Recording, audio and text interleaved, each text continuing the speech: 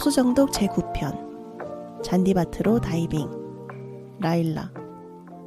먹고 사는 게 전부가 아닌 날도 있어서. 노지양 북라이프. 책을 읽다가 상대방이 우스워 보일 때만이 내가 그를 얼마나 사랑하는지를 깨달을 수 있다는 문장에 밑줄을 그었다. 누군가를 사랑할 때 강하고 멋지고 예쁘고 든든한 모습에 반하기도 하지만 작고 약하고 우스운 모습들에 반할 때도 있다. 그리고 후자가 훨씬 더 강력하다. 강하거나 멋지거나 예쁘거나 든든한 것은 그렇지 않은 모습을 봤을 때 실망할 수도 있지만 작고 약하고 우스운 모습들은 실망할 방법이 없다. 이미 상대의 바닥을 사랑하는 사람에게 무엇이 단점이겠는가. 밑줄을 그으며 떠오르는 얼굴이 있었다. 유성애적인 이야기를 잠시 꺼내자면 지금 하고 있는 연애는 그런 면에서 볼 때 매우 강력하고 완전 무결하다.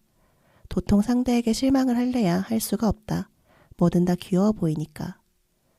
지난 5년의 시간 동안 애인과 나는 이미 서로의 우스운 모습을, 약해 빠진 모습을, 멍청한 모습을 수백 번씩 봤다. 그 모습 때문에 상대가 싫어진 적은 지금껏 만나온 날들 중 한 번도 없었다. 정말 알 수 없는 일이지만 그 멍청하고 약하고 우스운 모습들이 전부 귀여워 보였다. 멋지고 예쁜 것은 한철이어도 귀여워 보이는 것은 답이 없다고 했는데 딱 그렇다. 하지만 연애 초기에는 지금보다 훨씬 불안정한 상태여서 별별 것을 다 신경 곤두세워 고민하곤 했다.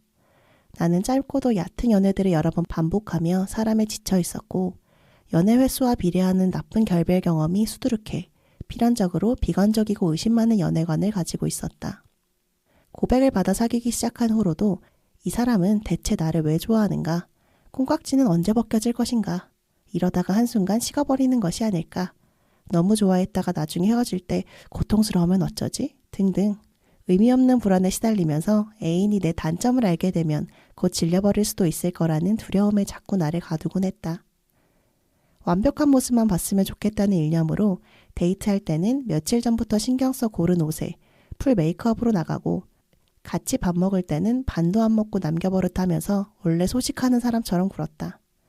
한 번은 짧은 옷을 입고 나간 어느 여름날 애인이 내 맨살을 가만가만 쓰다듬었는데 털이 많은 내 몸을 싫어할까봐 이후 일주일에 2번씩 제모크림으로 제모를 시도하다가 피부에 두드러기가 난 적도 있다. 애인이 재미삼아 그려준 내 얼굴에 팔자주름이 그려져 있어 한동안 웃을 때 생기는 팔자주름에 스트레스를 받았다. 워낙 동안이라 고등학생처럼 보이는 애인과 다니다 보면 친구들이 장난으로 나이 차이가 꽤 나는 것처럼 보인다고 말했는데 그 말이 괜히 큰 단점처럼 여겨져서 하루에도 몇 번씩 거울을 들여다보기도 했다. 성격은 또 어떤지 게으른 성정을 숨기기 위해 운동도 공부도 열심히 하는 모습을 지속적으로 티내면서 애인의 이상형인 목표를 가지고 열심히 사는 사람처럼 보이려고 애썼다. 애인이 내 사근사근한 말투를 좋아해서 애인 앞에서는 욕 한마디 안 했고 짜증 한 번 안 부렸다. 서로의 과거에 대해 이야기할 때 안 좋은 부분을 쏙 빼거나 미화해서 이야기하기도 했다.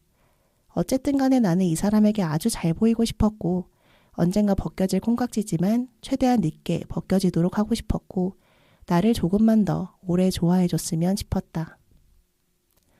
그때 내가 숨기고 싶었던 부분들을 가만히 들여다보면 있는 그대로의 내 신체에 대한 콤플렉스가 많았다. 피부도 좋지 않고 털도 많고 비만한 내 몸을 상대도 싫어할 거라는 두려움. 때로는 내 성격 중에서 내 마음에 들지 않는 부분들만 유독 실제보다 더 크게 느껴져 고민스러웠고 전 애인들이 떠나가며 비난한 성격적 이유들을 하나하나 되새기면서 이제는 없는 척하려고 애썼다. 좋은 모습만 보여주는 것이 좋은 관계를 유지하는 가장 좋은 방법이라고 착각했던 것이다. 그런 척을 오랜 시간 유지했다면 어땠을까? 아마 오랜 시간이 되기도 전에 질려서 누구 하나는 나가 떨어졌을지도 모른다. 그 정도야 누구나 관계 초기에는 겪는 마음이라 할지라도 좋은 면을 보여주기 위해 깎아내린 내 모습들이 언젠가는 다시 나를 핥히었을 것이다. 다행히 우리는 연애한 지 2달 만에 모종의 사건으로 인해 하나둘 마음의 짐을 내려놓기 시작했고 오랜 시간 동안 천천히 서로의 진짜 배기 모습을 드러내 지금은 거의 서로의 바닥을 같이 청소해주는 수준이 됐다. 이제 와서 보면 내가 그때 걱정하던 거의 모든 부분들을 내 애인은 전혀 신경 쓰지 않거나 귀여워하고 있었고 그건 나 역시 마찬가지였다. 우리는 결국 서로에게 전혀 단점이 아닌 것들을 감추기 위해 전전긍긍하며 시간을 보낸 셈이다. 이제 나는 애인이 내 얼굴에 팔자주름을, 빵빵한 볼살이나 자다 깬 멍청한 표정이나 짧은 손가락을 전혀 싫어하지 않는다는 걸 안다. 내 사근사근한 말투를 좋아하는 만큼 나의 욕쟁이 할머니 같은 모먼트도 똑같이 좋아해준다. 나에게는 커다란 단점처럼 느껴졌던 스스로에게 실망하는 나, 멍청하고 덜렁대는 나, 게으른 나, 불안해하는 나, 실패하는 나 모두 애인에게는 별 문제가 되지 않는다는 것도 이제는 안다. 그걸 알고 난 후부터 그의 앞에서는 무너지는 것이 두렵지 않았고 망가지거나 우스워지는 것도 아무렇지 않아졌다. 그리고 조금 더 나를 긍정하게 됐다. 나 스스로의 다독임만으로는 해결되지 않던 자존감의 어느 텅 빈 부분이 지속적으로 퍼부어지는 애정과 위로로 조금씩 채워지며 이제는 살짝 흐려진 정도라고 할까. 약함이 곧 약점이 되는 것이 아님을 가르쳐준 수많은 친구들과 인연들 사이에 그가 있다. 내가 밥 먹고 숨만 쉬어도 박수치고 칭찬해줄 준비 만만인 자세로.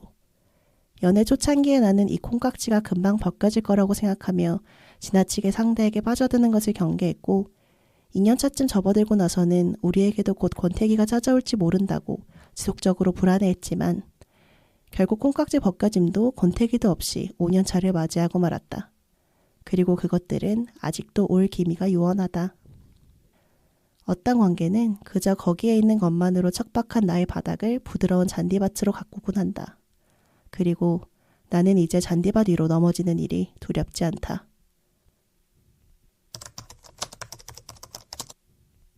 이 글은 2021년 7월 21일 포스타입 북로그 소수에 연재되었습니다.